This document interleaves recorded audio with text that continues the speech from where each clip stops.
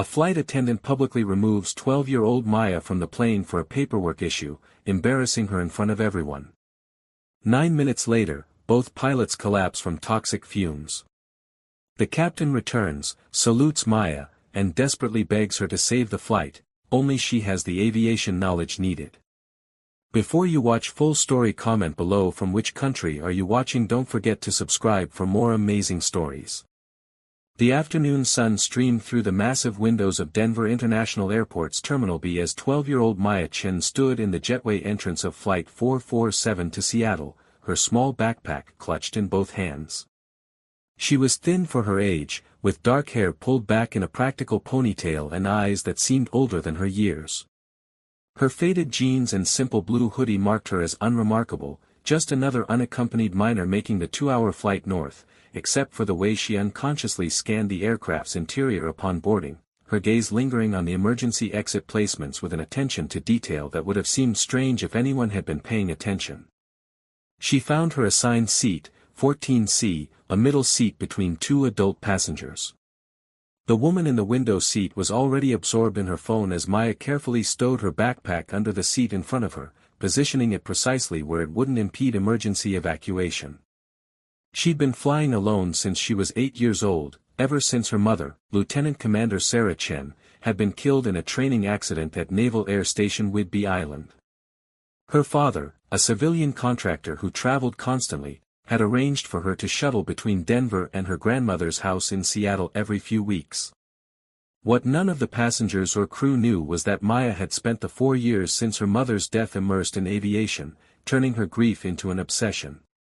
Her grandmother, a retired air traffic controller, had initially encouraged Maya's interest as therapy, a way to feel connected to the mother she'd lost.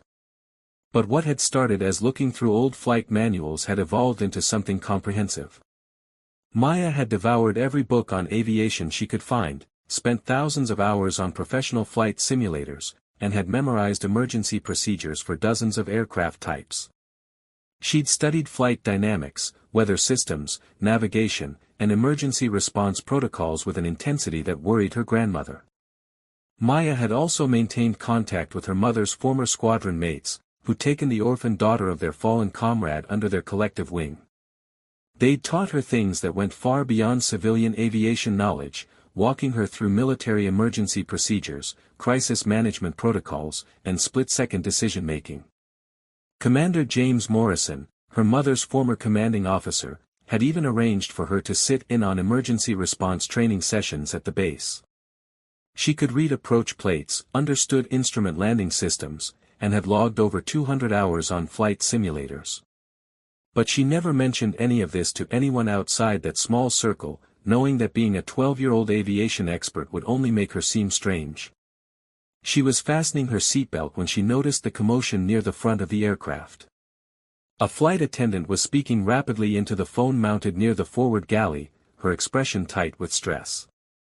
Maya's attention sharpened as the senior flight attendant, a woman with severely styled blonde hair and a name tag that read, Patricia Downing, emerged from the flight deck and began making her way down the aisle, checking seat numbers. Patricia stopped at row 14 and looked directly at Maya. "Are you Maya Chen?" she asked, her tone suggesting that Maya's very existence was somehow problematic. Maya nodded, feeling anxiety flutter in her chest. "I need you to gather your belongings and come with me. There's been an issue with your unaccompanied minor documentation." Maya felt her face flush as nearby passengers turned to look. "What kind of issue?" she asked quietly. "My father arranged everything." Patricia's expression hardened. "I don't have time to debate this with you. There are complications with the documentation, and you need to deplane immediately. We're already behind schedule." She reached up and opened the overhead compartment with a sharp snap. "But I don't have anything in the overhead," Maya said, confused. "My backpack is under the seat." "Then get your backpack and let's go," Patricia said impatiently. She turned to address the watching passengers. "I apologize for the delay, folks. We'll have this sorted out shortly." The announcement made it clear to everyone that Maya was the source of the delay, the problematic passenger causing inconvenience. Maya stood up, her face burning with embarrassment as she pulled her backpack from under the seat. The man approaching to take the aisle seat stepped back, his expression mixing sympathy and annoyance. As Maya moved into the aisle, she heard whispered comments. "Probably a paperwork issue with the parents," someone muttered. "Kids flying alone are always a problem," another voice agreed. "I heard the flight's oversold. They're probably bumping her to make room for full-fare passengers." Maya kept her eyes forward as she followed Patricia toward the front, trying to maintain composure despite the humiliation. She'd been flying this route for 4 years without incident, had never caused problems, had always followed every rule perfectly. The injustice stung deeply, but she'd learned from her military training that arguing with authority in public only made things worse. As they reached the forward galley, Maya caught a glimpse into the cockpit. Captain Robert Hendricks was in the left seat working through his pre-flight checklist, while First Officer Jennifer Park occupied the right seat. Neither pilot looked up or seemed aware of the minor drama unfolding in the passenger cabin. Patricia guided Maya down the jetway with a firm hand on her shoulder. The gate agent, a younger man with tired eyes named Marcus Webb, was waiting at the podium with a phone pressed to his ear. He looked up as they approached and hung up with an expression suggesting the conversation hadn't gone well. "This is the Chin girl?" he asked Patricia, who nodded curtly. He turned to Maya with weary patience. "I'm Marcus Webb, the gate supervisor. We've got an issue with your unaccompanied minor documentation that we need to resolve before you can fly today." "What kind of issue?" Maya asked, trying to keep her voice calm. "My father filed all the paperwork weeks ago. I've flown this route dozens of times with the same documentation." Marcus frowned at his computer screen. "According to our system, we don't have proper custody documentation for you. The unaccompanied minor form is here, but there's a flag indicating we need additional verification of who's authorized to pick you up in Seattle." "My grandmother is picking me up," Maya explained, frustration building. "She's been picking me up at the same Seattle address for 4 years. I've made this exact flight more than 50 times. "I understand this is frustrating," Marcus said without much sympathy, "but the flag in the system is there for a reason, and we can't clear it at the gate level. You'll need to contact your father and have him call customer service. In the meantime, you can't board this flight." He glanced at his watch. "The flight is already running behind, and we need to close the door in the next few minutes. So what am I supposed to do?" Maya asked, fighting back tears of frustration. "There's another flight to Seattle at 7:30 tonight," Marcus said, turning back to his computer. "If your father can get the documentation resolved in the next few hours, we can get you on that flight. Otherwise, you'll need to make alternative arrangements." He handed Maya a business card. "Have your father call this number and reference your confirmation code." Patricia had already headed back down the jetway. Maya stood at the podium, watching through the window as the ground crew prepared the aircraft for departure. She pulled out her phone and dialed her father, but it went straight to voicemail. She tried her grandmother next, but got no answer there either. Marcus was busy with other passengers now and didn't seem to notice Maya was still there. She found an empty seat near the window and sat down, staring out at Flight 447 as the ground crew disconnected the jetway and the aircraft pushed back from the gate. 9 minutes passed as Maya tried unsuccessfully to reach her father or grandmother. She was about to try again when she heard a commotion at the gate podium. Marcus was on the phone, his expression shifting from routine boredom to alarm. He gestured frantically to another gate agent, spoke urgently into his radio, and grabbed the microphone for the public address system. "Attention in the gate area," Marcus's voice boomed through the speakers.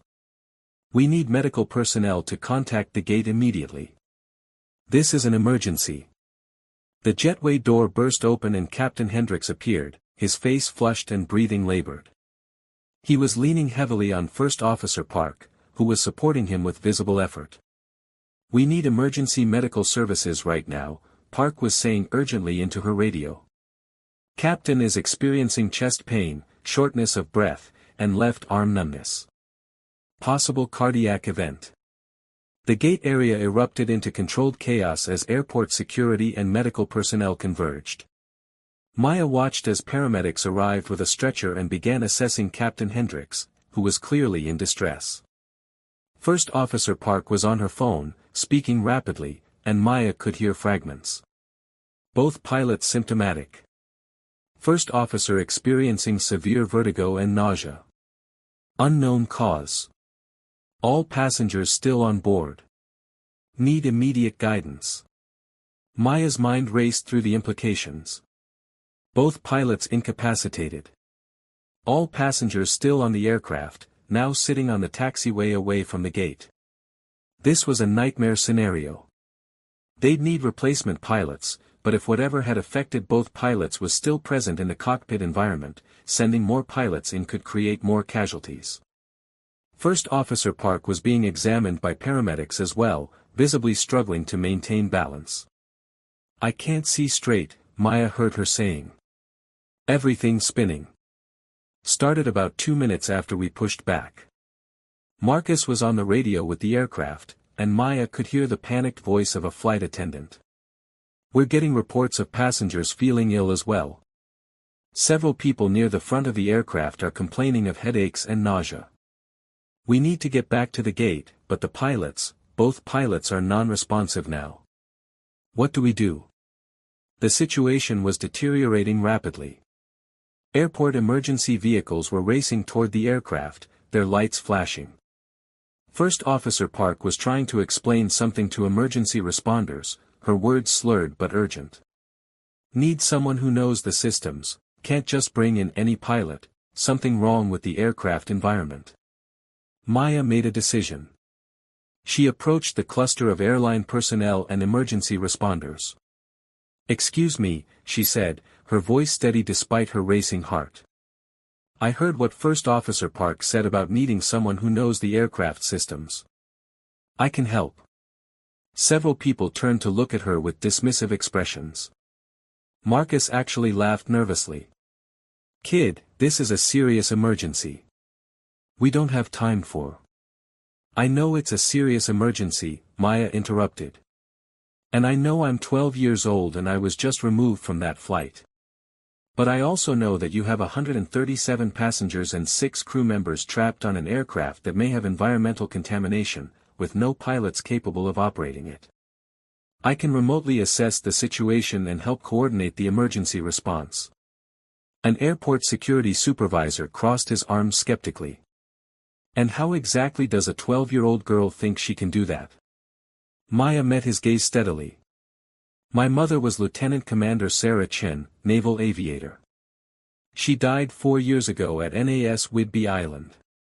Since then, I've spent every available hour studying aviation, emergency procedures, and aircraft systems.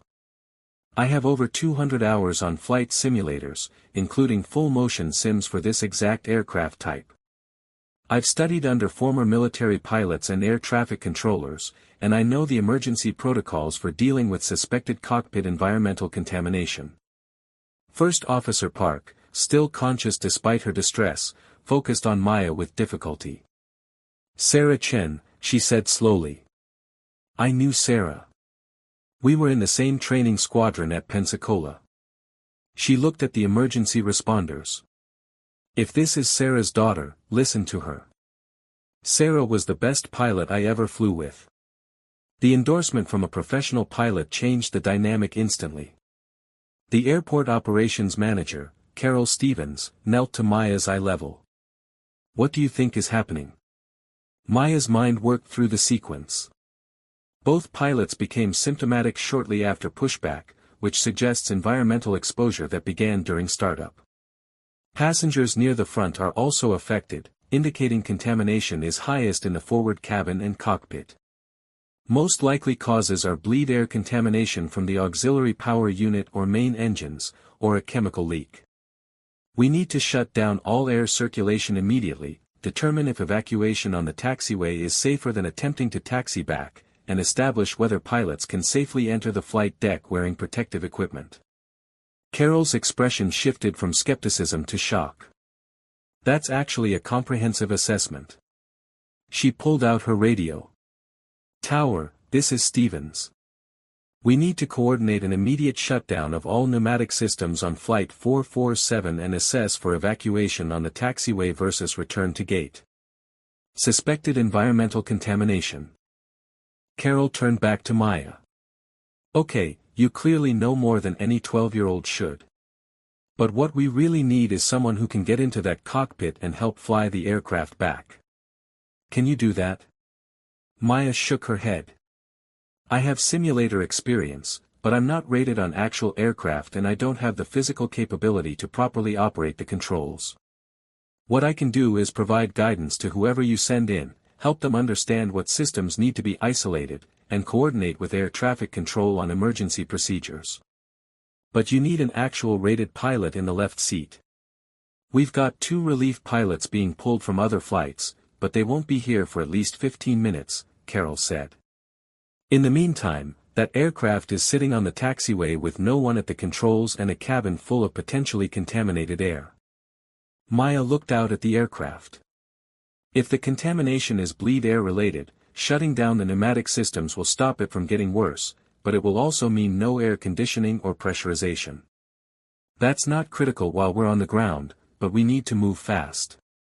If it's a cargo fire or chemical leak, evacuation on the taxiway is safest, but that's high risk. We need more information. First Officer Park was being loaded onto a stretcher but gestured weakly. The girl, she's right. Need assessment, before sending anyone in. But someone needs, to coordinate with the cabin crew, keep passengers calm. Marcus suddenly stood straighter. Wait a minute, he said, pulling out his tablet. The unaccompanied minor flag, it wasn't a documentation issue. It was flagged by our security systems because of her mother's classified military record. The system automatically flags children of deceased military personnel with certain clearance levels. It's a stupid automatic protocol. So she should have been on that aircraft, Carol said, understanding dawning. She looked at Maya. You were supposed to be on Flight 447. You would have been in the cabin when this happened. Maya nodded slowly. If she'd been on the aircraft when the contamination occurred, she'd likely be incapacitated like everyone else. Being removed from the flight had accidentally placed her in the one position where she could help coordinate the rescue. I need to get to wherever you're coordinating the emergency response, Maya said firmly. If you're going to send pilots into that cockpit, they need to know exactly what they might be facing. If you're going to attempt an evacuation, someone needs to help the cabin crew understand proper procedures. You need to stop treating me like a kid and start treating me like someone who has specialized knowledge that might save lives. Carol stood up. Get her to the operations center. Full access. I'll take responsibility. She turned to Maya. I don't know if you can really help, but right now you're offering more concrete solutions than anyone else. They were halfway to the secure door when it burst open and Captain Hendricks staggered through, having pulled away from the paramedics. His face was ashen and his left arm hung uselessly, but his eyes were fierce. Where's the Chen girl? He demanded. Maya stepped forward. I'm here, Captain. Hendricks looked at her, really looked at her, and recognition showed in his eyes despite his obvious pain. Jennifer Park just told me who you are. Sarah Chen's daughter. She said you know aviation, that you've been training.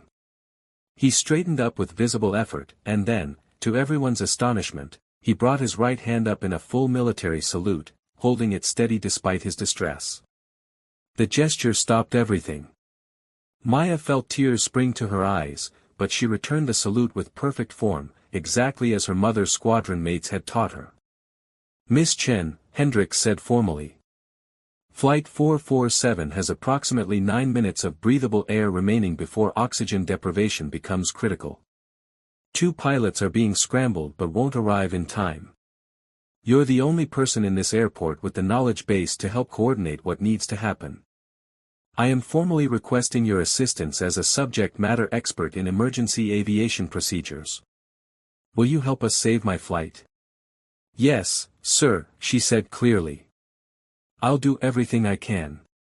Hendricks nodded. Get her to operations and give her whatever access she needs. If Jennifer Park trusted Sarah Chen with her life, I'll trust Sarah's daughter with my passengers' lives. He swayed and the paramedics moved in to support him. Carol grabbed Maya's arm and they ran toward the operations center, bursting through several secure doors until they entered a large room filled with monitors, radar displays, and personnel wearing headsets. Maya's eyes quickly scanned the main display showing Flight 447 highlighted in red on the taxiway. "This is Maya Chen," Carol announced. "She's our subject matter expert on aircraft systems and emergency procedures. Captain Hendricks has formally requested her assistance. Give her whatever information she needs." The operations coordinator, Thomas Wright, looked at Maya with barely concealed skepticism but had no time to argue. "Here's the situation. Flight 447 pushed back at 15:47. At 15:51, the captain reported feeling unwell. By 15:53, both pilots were non-responsive and multiple passengers were reporting symptoms. We shut down the pneumatic systems at 15:55 per your recommendation, but the aircraft is still sitting there with no one capable of operating it. Relief pilots won't arrive for another 12 minutes. What do we do?" Maya stepped to the main display. "What's the wind direction?" Thomas checked the display. "Southwest at 8 knots. So the wind is blowing from the tail toward the nose," Maya said. "If there's a contamination source at the front, the wind is pushing it into the aircraft. We need to reorient the aircraft so the wind comes from the front, which will blow contaminants away from the passenger cabin."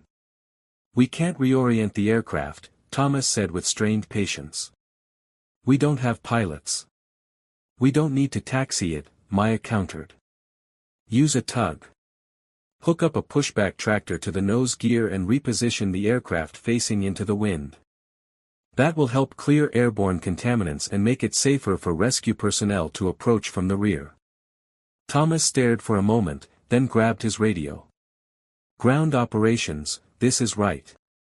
I need a tug positioned at Flight 447 immediately. We're going to reorient the aircraft to face into the prevailing wind.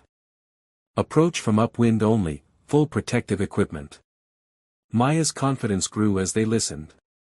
"Have you established communication with the cabin crew?" "Yes," Thomas said. "The senior flight attendant, Patricia Downing, is still conscious in the aft cabin. She reports approximately 20 passengers showing symptoms, all in the forward two-thirds of the aircraft. Tell Patricia to move all able-bodied passengers to the aft cabin immediately," Maya instructed. "Get everyone away from the front where contamination is highest. Then open the aft air stairs if the aircraft has them, or prepare aft emergency exits. But do not evacuate yet. If this is bleed air contamination, the source has been shut down and wind reorientation should start clearing the cabin. Evacuating onto a taxiway is extremely dangerous."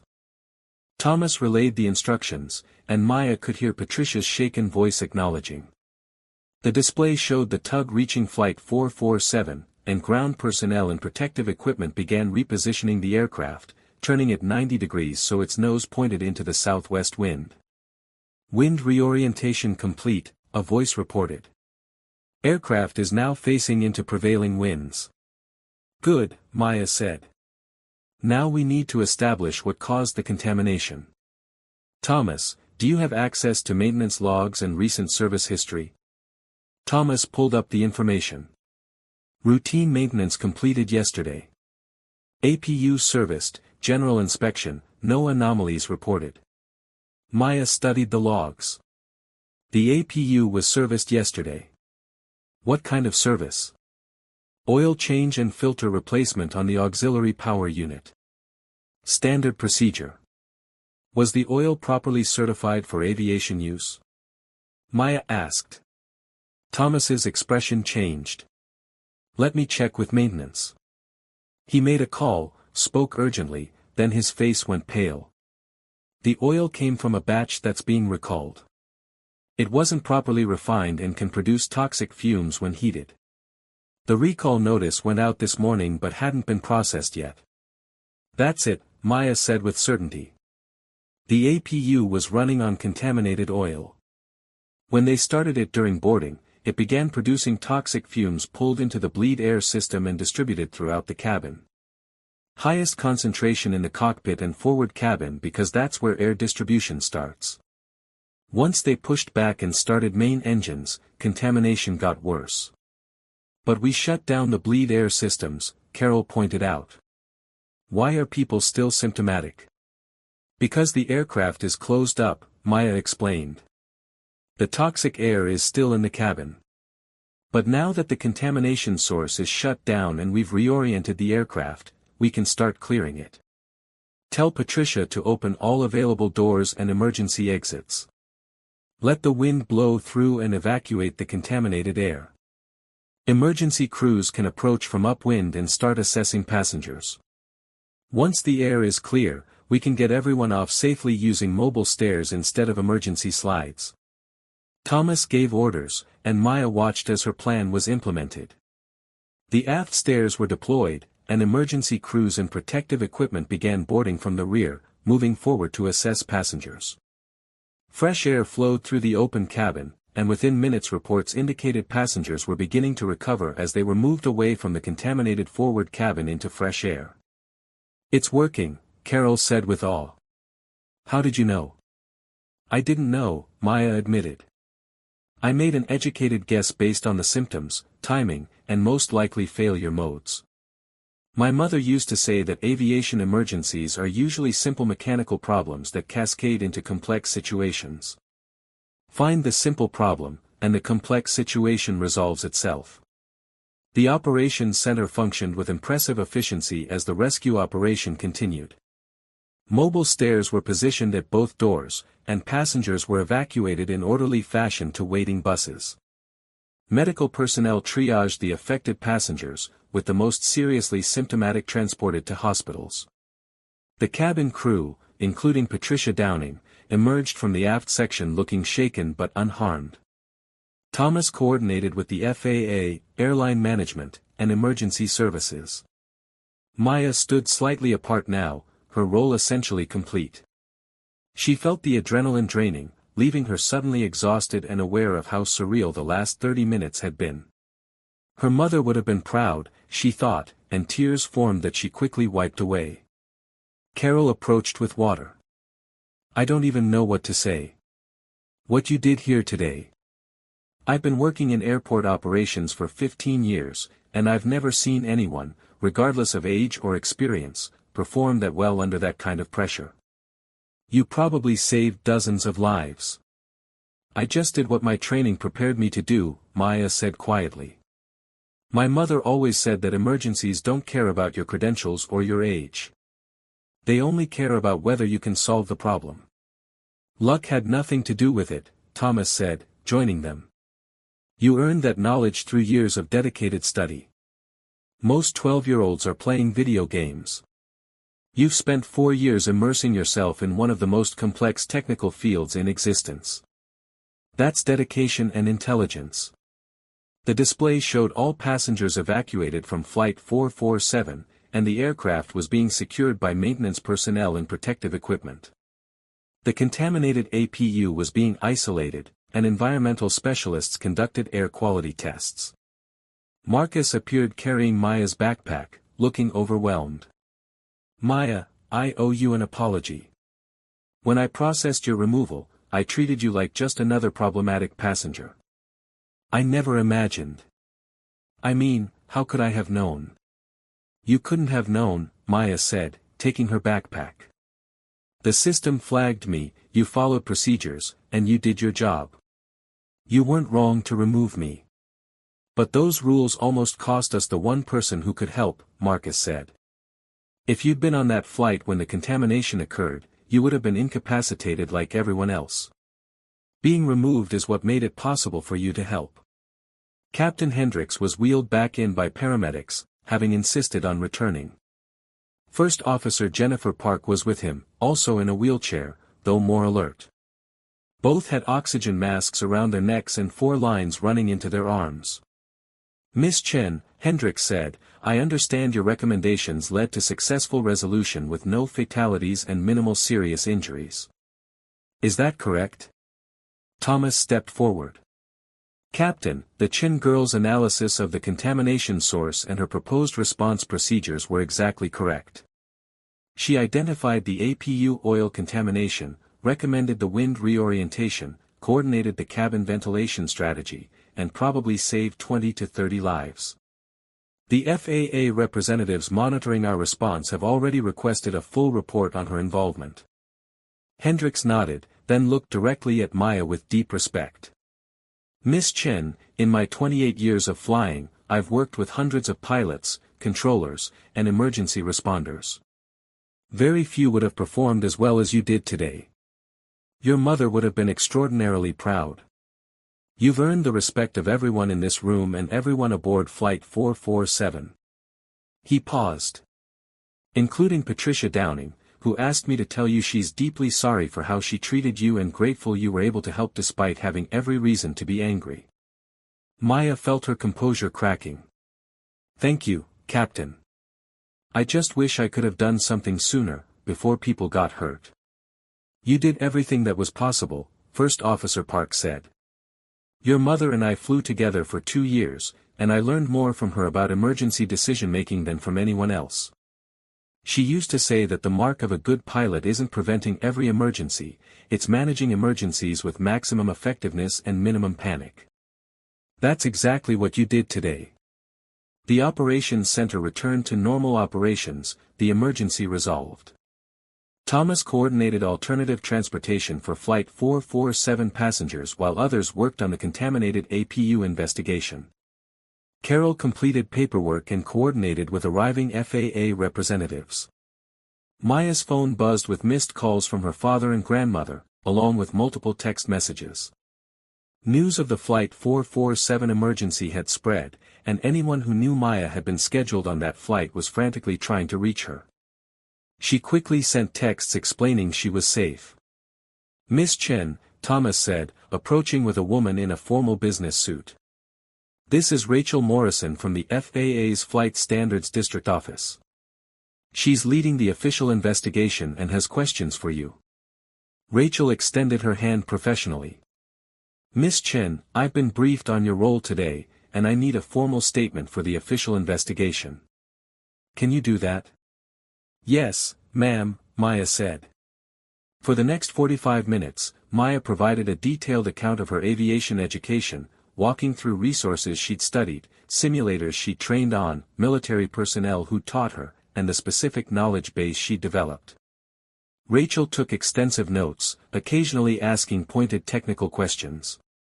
By the end, Rachel's skeptical expression had transformed to amazement.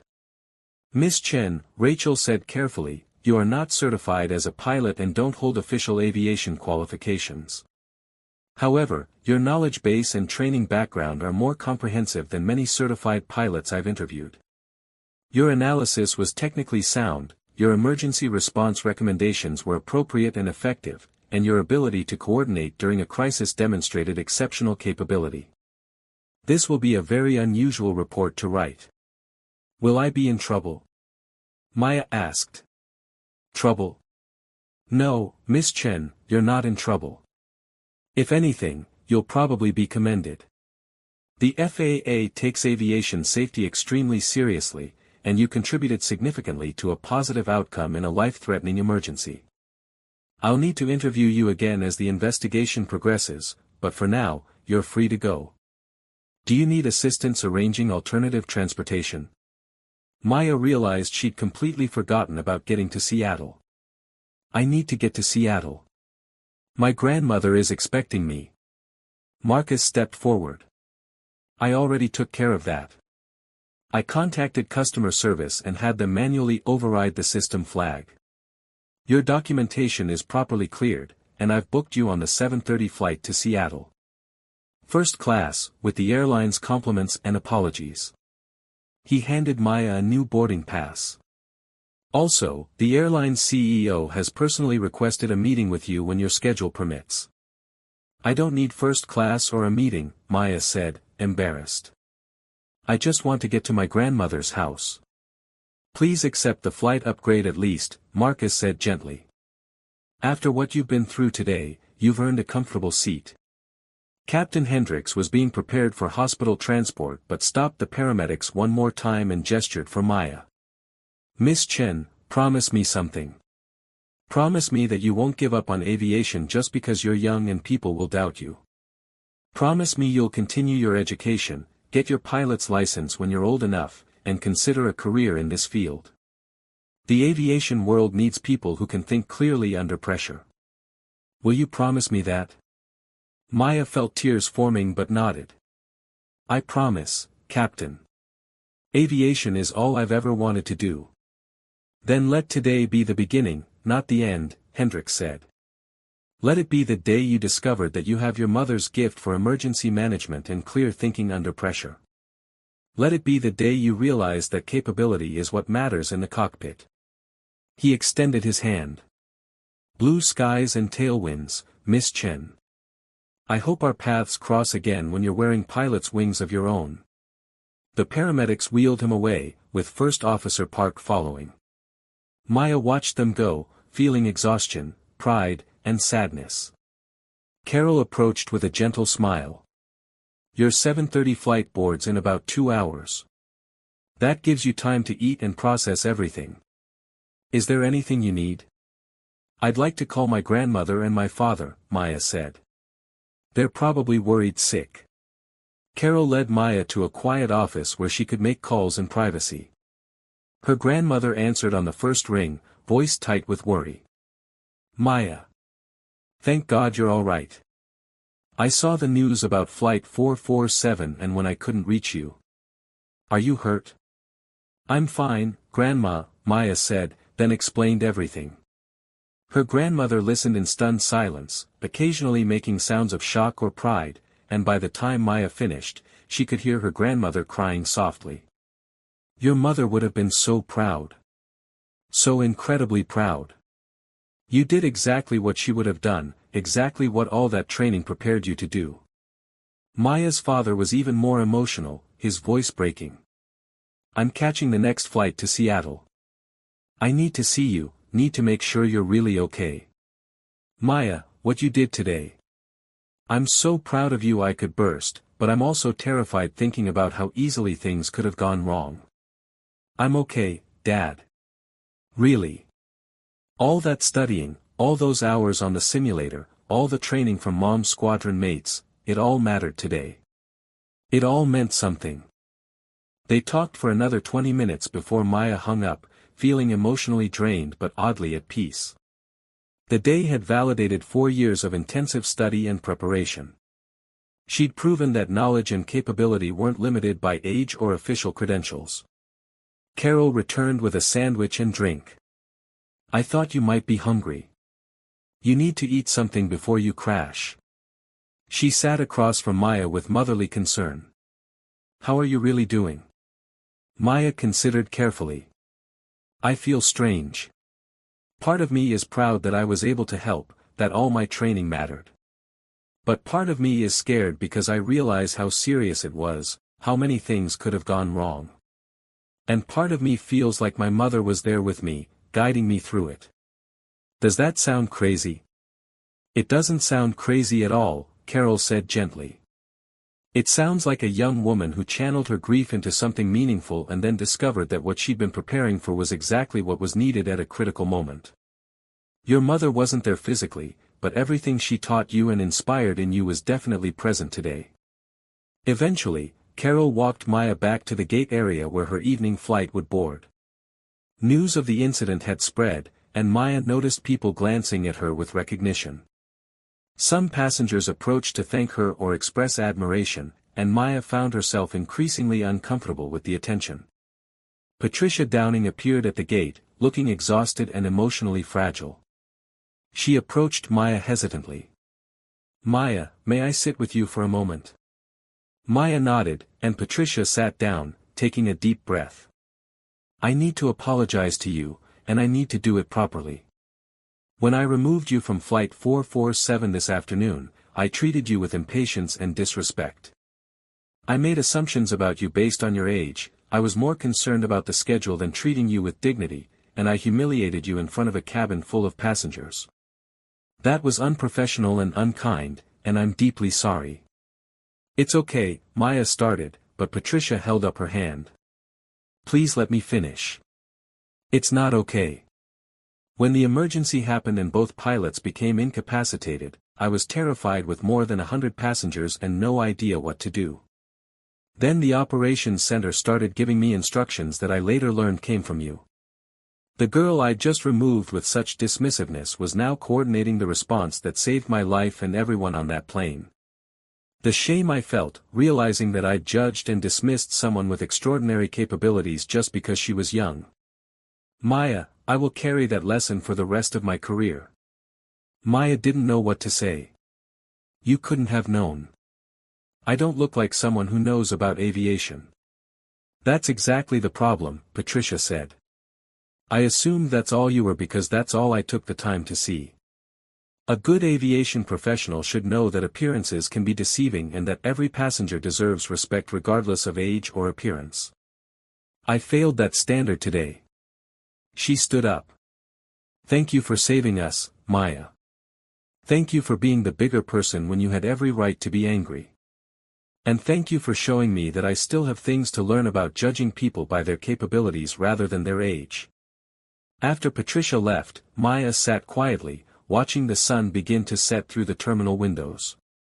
The day had been the strangest and most intense of her life, transforming her from an anonymous student who studied aviation in private to someone publicly recognized for her expertise and capability. The gate agent announced boarding for the 7:30 flight to Seattle, and Maya joined the first-class passengers being called to board. The flight attendant greeting passengers recognized her immediately. Miss Chen, it's an honor to have you on board. Your seat is 2A. Please let us know if there's anything we can do to make your flight comfortable.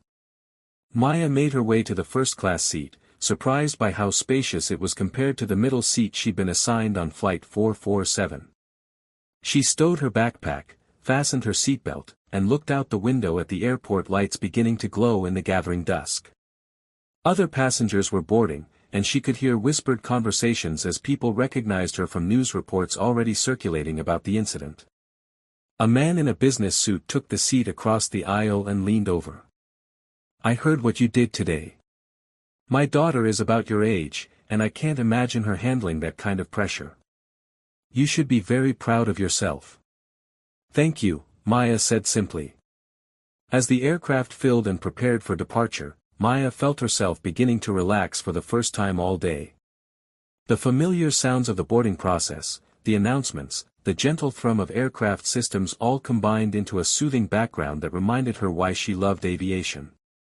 Despite the trauma, being in an aircraft felt like home. The captain's voice came over the public address system. Ladies and gentlemen, this is Captain Wilson. I want to take a moment to acknowledge a very special passenger on board this evening. Many of you may have heard about the emergency aboard Flight 447 earlier today. What you may not know is that the young woman who helped coordinate the emergency response and contributed to saving more than 100 lives is traveling with us tonight. Miss Maya Chen, on behalf of everyone at the airline and everyone who flies, thank you for your courage, your knowledge, and your dedication to aviation safety. We're honored to have you aboard. The first-class cabin erupted in spontaneous applause, and Maya felt her face burning with embarrassment as passengers turned to look at her. She gave a small wave of acknowledgement, wishing the attention would stop but also feeling a warm glow of pride. The applause continued into the economy cabin as word spread, and it was several minutes before the cabin crew restored order and completed pre-flight procedures. As the aircraft pushed back and began its taxi to the runway, Maya watched the airport lights slide past the window. Somewhere out there, Flight 447 was sitting on a maintenance pad being inspected, the contaminated APU being removed for analysis, and investigators documenting every aspect of what had happened. The passengers who'd been aboard were either in hospitals or hotels, all of them alive because the right combination of circumstances and knowledge had come together at exactly the right moment. The aircraft accelerated down the runway and lifted smoothly into the evening sky, climbing through scattered clouds toward the darkening blue above. Maya felt the familiar sensation of takeoff, the G-forces pressing her gently back, the slight buffeting as they passed through the boundary layer. She closed her eyes and thought about her mother, about how Lieutenant Commander Sarah Chen would have assessed today's emergency, about whether she'd handled things the way her mother would have approved. The flight to Seattle was smooth and uneventful, a blessed return to normalcy. Maya dozed intermittently, exhausted from the emotional roller coaster. When they landed at Seattle-Tacoma International 2 hours later, the captain made another announcement thanking Maya, and she was once again subjected to applause as she deplaned, though this time she managed to smile and accept the recognition with more grace. Her grandmother was waiting at arrivals, her face streaked with tears. They embraced fiercely, her grandmother holding on as if she might never let go. "I'm so glad you're safe. So glad you're home. So proud of everything you did today." They made their way to the parking garage, her grandmother asking questions about every detail of the emergency, wanting to understand exactly what Maya had done and how she'd managed to stay so calm. Maya answered as best she could, though exhaustion made it difficult to think clearly. As they drove through the Seattle night toward her grandmother's house on Queen and Hill, Maya's phone buzzed with an email from Commander James Morrison, her mother's former commanding officer. The email was brief but powerful. "Maya, heard about today's action. Your mother's legacy lives on through you. She'd be immensely proud. Fair winds and following seas, Jim Morrison." Maya showed the email to her grandmother, who read it and smiled through fresh tears.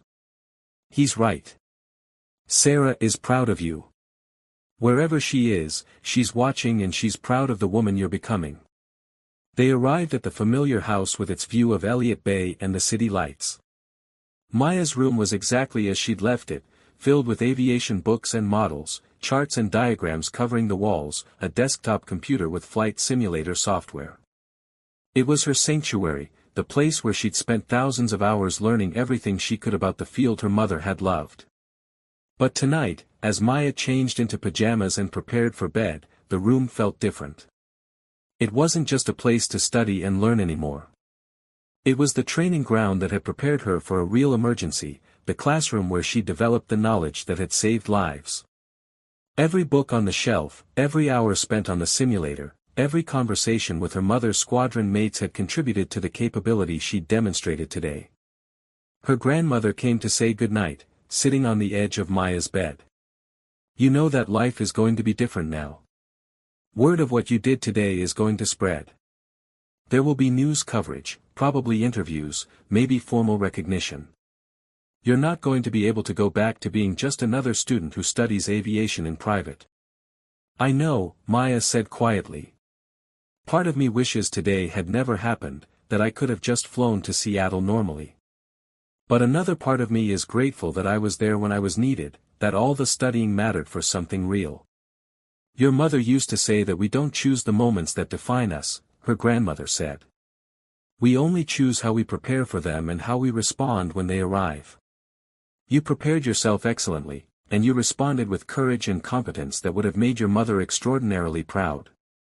Whatever comes next, remember that you earned it through years of dedication and hard work. You didn't get lucky. You got prepared." After her grandmother left, Maya lay in bed staring at the ceiling, too keyed up to sleep despite her exhaustion.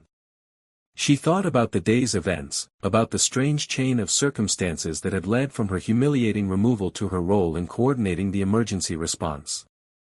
If the system hadn't flagged her, if Patricia hadn't removed her, if the contamination had occurred while she was still aboard, everything would have been different and almost certainly worse. She thought about Captain Hendrick's salute, about the respect in his eyes when he'd formally requested her assistance. She thought about Patricia Downing's emotional apology and the recognition of how wrong first impressions could be. She thought about the operations center personnel who'd been skeptical but had listened to her analysis and implemented her recommendations. She thought about all the passengers who probably had no idea that their survival had been coordinated in part by a 12-year-old girl they'd never met. Most of all, she thought about her mother. Lieutenant Commander Sarah Chen had been gone for 4 years, but today had felt like a conversation with her, like all the lessons and values and approaches to emergency management that Maya had absorbed through studying her mother's career had been channeled into 9 minutes of critical decision-making. Her mother had trained naval aviators, had written emergency response procedures, had been known for her ability to stay calm and analytical in crisis situations. Today, Maya had demonstrated those same qualities, and in doing so had honored her mother's memory more powerfully than any memorial could have done. As she finally drifted toward sleep, Maya realized that her grandmother was right. Life was going to be different now. She couldn't go back to being anonymous, couldn't return to studying aviation in quiet obscurity. Today had revealed her capabilities to the world, and that revelation brought both opportunities and responsibilities. But she also realized that she was ready for whatever came next. 4 years of intensive study and preparation had culminated in today's emergency, but they had also prepared her for a future in aviation that now seemed more possible and more real than ever before. Her last conscious thought before sleep claimed her was a memory of her mother in her flight suit, smiling and confident, ready for whatever challenges awaited in the sky. Maya had spent 4 years trying to understand her mother's world, trying to be worthy of her mother's legacy. Today, she'd proven that she was exactly that, worthy and capable and ready to carry forward the values and expertise that Lieutenant Commander Sarah Chen had embodied throughout her too brief life. Tomorrow would bring news coverage, phone calls, probably interviews and questions and attention that Maya neither wanted nor felt prepared for. But tonight, she could sleep knowing that when the moment had arrived, when lives had depended on knowledge and clear thinking and calm competence under pressure, she had been exactly who and what was needed. And in the end, that was all any pilot could ask for, to be ready when the emergency came, to make the right decisions when seconds counted, to save lives through knowledge and courage and the quiet competence that came from years of dedicated preparation. Flight 447 had been saved. More than 100 passengers and crew had gone home to their families because multiple people had made the right decisions at the right times. Maya had been part of that success, a critical part, and no matter what came next in her journey toward becoming a professional pilot herself, she would always carry the knowledge that her first real test had been passed with honor and effectiveness that would have made her mother proud. She fell asleep with a smile on her face, dreaming of flight.